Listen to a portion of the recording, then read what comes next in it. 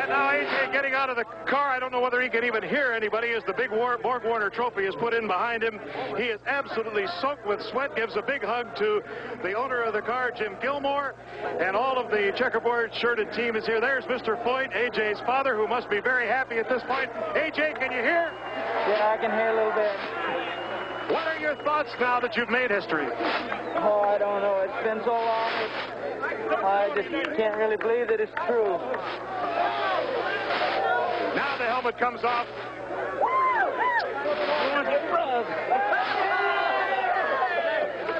Was it awfully hot, AJ? Yes, it was very much. We had our good breaks, we had our bad breaks, and I can't believe it. Rick Mears has to be counting the miles now until he gets to the end of this race. He knows that AJ's on the same lap. He knows that he can't make an error. He's got to stay out of trouble, but he must be praying now. He must be imagining all the nasty things that could happen and think of the thousands of things that can happen, even though the white flag has been shown by Pat Vidan. There's thousands of moving parts in there. Any one of them, nickels and dimes would buy them that could let him down. Unofficially, we've had our Demon statistician, Jay Milligan, checking through the record books. It looks like he would be the second youngest winner ever of the Indianapolis 500, the youngest having been Troy Ruttman. And there's Mike Mosley. Well, he's having a little fun unlapping himself there. Well, he didn't go very deep there. Rick Mears backed right off and let him through there because obviously Rick couldn't risk coming in contact with him or getting out of line because mental concentration could get the better of him at this time. Incidentally, AJ's going much, much slower, dropping way back at this point. Looks like he doesn't have a problem. Here comes the checkered flag awaiting young Rick Mears at age 27. He has won the Indianapolis 500 for 1979. There is Roger Penske, the man who owns the crew, and the rest of the guys of the Penske operation. The celebration has already begun. There is Rick. It's unofficial and will stay unofficial until tomorrow morning, technically here, but they know it's all over. There's Penske again. His last winner was the late Mark Donohue in 1971, but look at A.J. Foyt. He's creeping, Jim. He's in big trouble. It looks like he's even coasting by there. He's switched off his engine. There's no sound, John. Outside, there's no sound of A.J. Foyt's engine. He's crossed. He's waving. He recognizes he's second. It's not going to be a fifth, but I think he's just glad that he's crossed that line of the road. The yard of brick that marks the finish line here at the racetrack that's called the Brickyard. The checkered flag again, and somehow or other, A.J. always ends up as the center of attention when he finishes the race. He's lifting his hand. He's saying, I don't know, but it's all over. He switched his engine off, but he's just a happy man to finish second right now, I'm sure. Rick Mears the winner then, unofficially coming into victory lane.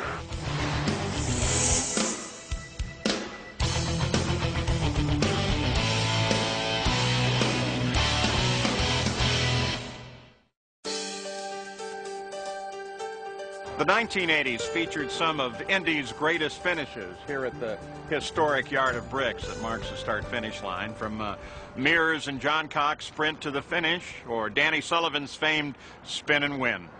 ABC Sports broadcast the entire race live for the first time in 1986. And there was another first. For the first time, the Indianapolis 500 was postponed until the following weekend due to heavy rain. Late bloomer Johnny Rutherford won his third title at age 42 in a car with aerodynamics that forecast the future of this sport. Alan Sr., 47 years old and 9 years past his third victory, became Indy's oldest champion and just the second driver to win the coveted race 4 times. Big Al stepped in when Danny Ongais crashed his car in practice. Owner Roger Penske took a car off of the showroom floor just 2 weeks before the race and prepped it for Al. Along with thrilling victories, the decade of the 80s brought some harrowing moments. Here we have Sneva coming into the pits. The leader into the pits, under the green. See how good this new pit crew of his is. Well, he's going to rely on them right now. 5 men across the wall again. It looks like they're going to change rubber. There's air jacks. You can see the jacks lifting the car off the ground there. One of the the man who puts up that airline helps also to fit the rear wheel. You can see him doing that. Another man fitting up the front wheel. The fuel is already fitted. It's in the car. The fuel lines are back over. They're having a little bit of trouble. Now they're going to help the car to be pushed away to engage the right gear. He's stalled it. He's stalled it. He's raised his hands. He's in trouble. They're having to pull it back to get the electric starter, the air starter plugged in here. Compressor starter there. They're trying to do that. All of that smoke raising off from the car. It's not in fire. It's just a lot of heat there. Tom Sneaver must be awfully frustrated, Jim. Here he is leading a motor race, or was. And here he's now stalled this engine. He can't get it started. When a hot engine like that stalls, it's extremely difficult to refire it again because the fuel going into the combustion chambers is really hot. It doesn't fire up very easily. We got a fire there. You can't see it, but it's an outlaw fire. Look at people fleeing in every direction. It's Rick Mears trying to get out of his car. He just came into the pits. This could be very bad. You can't see it, but it's there. See him waving his hand. There's Mears. He's got the flame-proof driving suit on. There's a mechanic who's really on fire. Rick Mears is on fire himself. He's on fire. And he's still not getting that man. The mechanic's still on fire. You cannot see the flame. It's an alcohol fire. Look at those tanks right there contain fuel, too. This is a very dangerous situation. They seem to be getting it under control now. Father Mears there. His father there. The mechanic is obviously burned. He knows he's burned. My, Jim, this could have been a tragedy because there's all that fuel there. The equipment is here. The fire extinguishers are here to put it out. They're really playing a lot on it here. Well, the old mechanic seems okay for the moment. Well, don't know about those burns, though, at this point. Well, you know, nobody recognizes how heavy a burn is until sometimes too late. But Rick Mears was undoubtedly better equipped for it. His wife There's is his wife, yeah. She's worried, obviously. The biggest risk here, of course, is inhalation. That's his father there, looking over him there. Inhalation. And here's Tom Sneaver still trying to get out the pits during all of that drama. Now we're back into the Rick Mears pit. The biggest risk there is inhalation of flame or heat or toxics where you can severely burn your lungs. Now, he was lucky. He had his helmet on, Jim. And, of course, that could have helped him. Look at all that stuff. Terrible moment there, terrible moment. And obviously he has at least been helped a great deal by that clothing. Rick's teammate Bobby Unser drove through the firefighting powder and on to win his third. Time now for the checkered flag. Coming up for Bobby Unser of Albuquerque, New Mexico, the oldest man by almost 5 years ever to win the Indianapolis 500. He's done it at age 47. Oh, my goodness, what an eventful day it has been. It has had tragic moments. There is Mario Andretti finishing second in the race. It's been a really difficult month for him. He's had to come here, sit through the rain, didn't get a chance to qualify, had to go to Belgium and race last weekend. Let Wally Dallenbach qualify his car for him. That meant he had to start at the back of the pack. But he came out, started in 32nd position of the 33, has come on to finish second. Bobby Unser, however, who started on the pole, is the winner. Pace car is off the track, but they must await the green flag before the race is underway. Watch the starters platform on the left there.